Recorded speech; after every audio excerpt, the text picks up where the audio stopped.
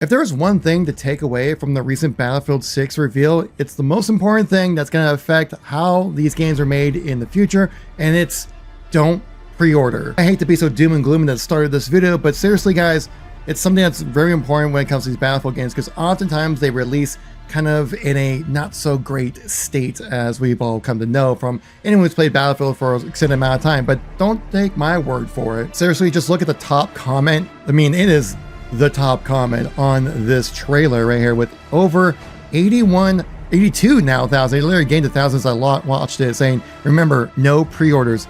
Highly liked, the most liked post on this trailer right here. That's one of the main things to take in consideration. But one thing I do have to say about this trailer, this was freaking sick. I mean, I'm sorry, this was such an amazing trailer. We knew that Vince Zampella and team were over at DICE. We're looking to do a Battlefield 3, Battlefield 4 type of vibe with this game, and I didn't expect it to be so well done. I mean, Battlefield's always done a great job with their trailers, but oh my goodness, dude.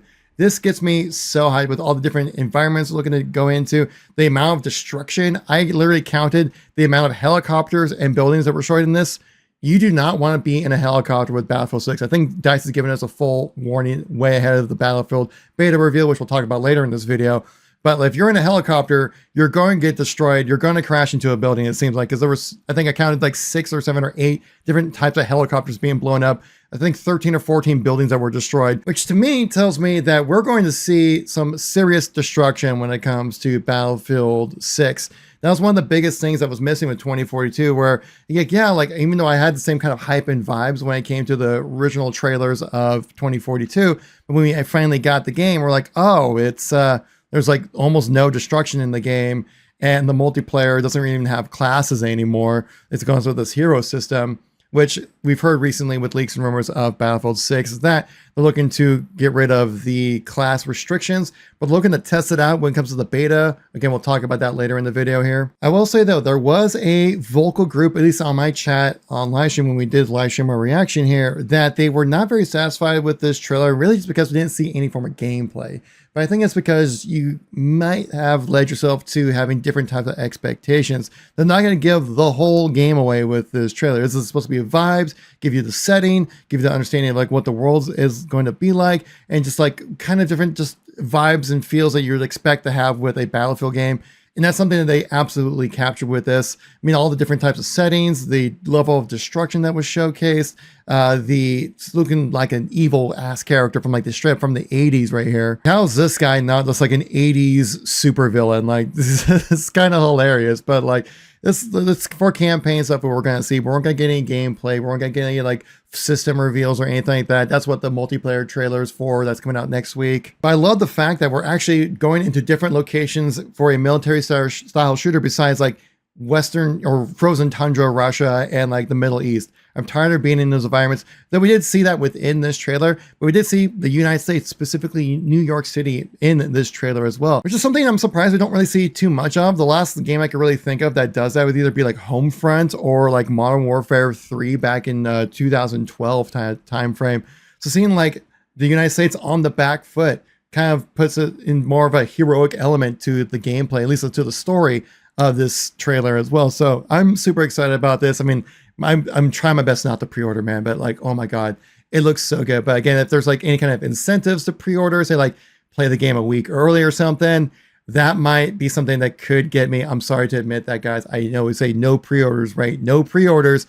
But when your game looks this good, it's really tough not to do it. I'm holding strong though. I'm not going to do it. I'm not going to do it.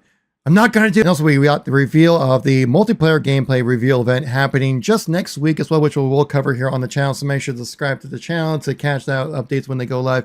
This is something that's going to really be the most important part of Battlefield, because yeah, Battlefield, at least that trailer that we saw, was campaign focused. We'll get into it a little bit later, because I did see some people in my chat on live stream when we streamed this that some people were disappointed by it. I think some people had different expectations, but this is going to be the part right here where I think it's going to make or break the reception of Battlefield. Yes, that first reveal trailer, Battlefield 6, looked amazing. Not going to lie, it was pretty top tier, right?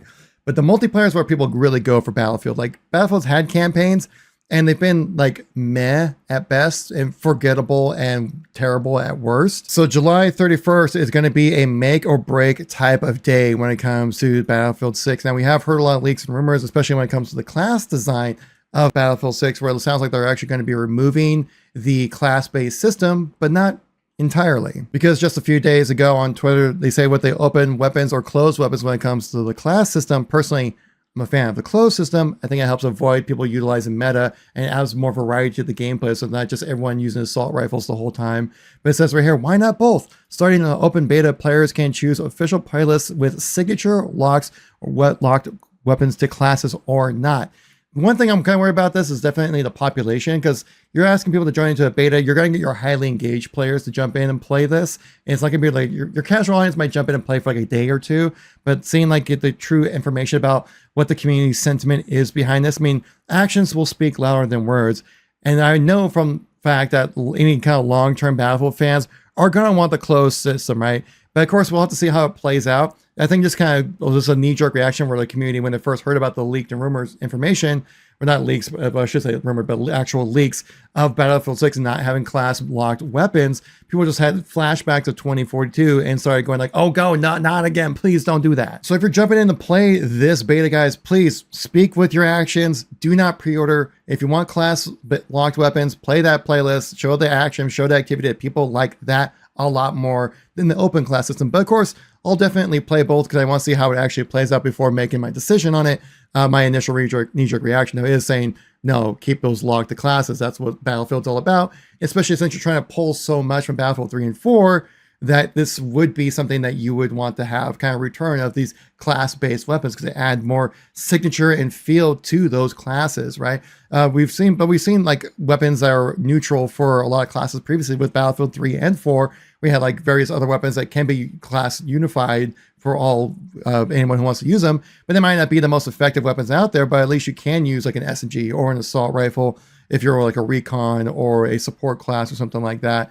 But I think having it open to people, I think what happens is just kind of lends itself to people playing with a meta with a specific attachment loadout, a specific weapon, and basically just like your class is just kind of more like your ability, and you don't feel like you're playing the game any differently, which actually would add to the longevity of the game itself, because having these different types of play styles would allow players to learn different aspects of the game. That's one of the things that attracted me so much to Battlefield 3 was the fact that the gameplay was so in depth. There were so many different ways to play Battlefield and to improve at the game. It kept me playing. That skill, the ability to learn and improve is what kept me so addicted to playing Battlefield 3 and 4.